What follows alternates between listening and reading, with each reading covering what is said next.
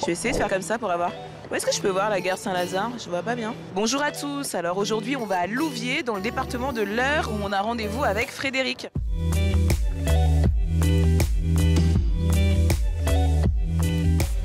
C'est vrai que c'est important de te voir dans ton élément, quoi. C'est quoi la philosophie politique? C'est une bonne question. C'est une question qui remonte au moins Aristote, c'est-à-dire la relation en fait, entre l'activité de pensée et les relations à la cité. Est-ce que tu vas aller voter? Non, je n'irai pas voter. Je suis assez méfiant du marché politique.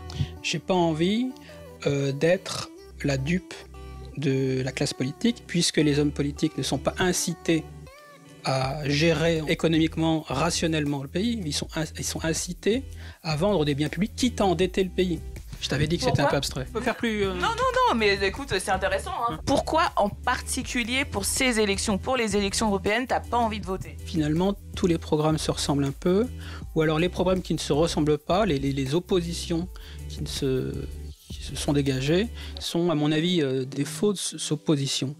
Aujourd'hui, on se trouve enfermé dans le modèle colbertiste, qui est français, très interventionniste, et le modèle dirigiste ordolibéral allemand, qui me semble tous les deux tout aussi nocifs ou dangereux, parce que les deux font l'économie du consentement des peuples. Rapproche-toi un peu de moi, comme ça on peut peut-être nous voir tous les deux.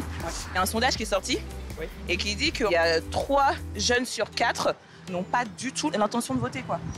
C'est flippant. C'est extrêmement flippant. Personne n'attend quoi que ce soit, en fait, d'une quelconque réforme de l'appareil européen. Moi, je vais prendre un café allongé, s'il vous plaît. Qu'est-ce que ce serait pour toi, en fait, ton Europe idéale?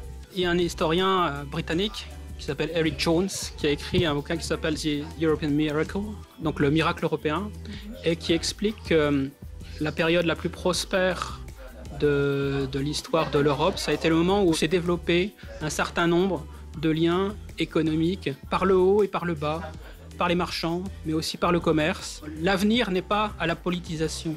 L'avenir, à mon avis, est à la multiplication de la coopération entre les individus.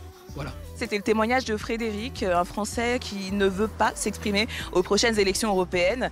Des paroles qu'on entend peu, des citoyens qui ont pourtant beaucoup de choses à dire. Je vous retrouve très vite pour un prochain bulletin de vote. Et d'ici là, n'hésitez pas à réagir sur les réseaux sociaux via le hashtag RT Bulletin de vote. À très vite.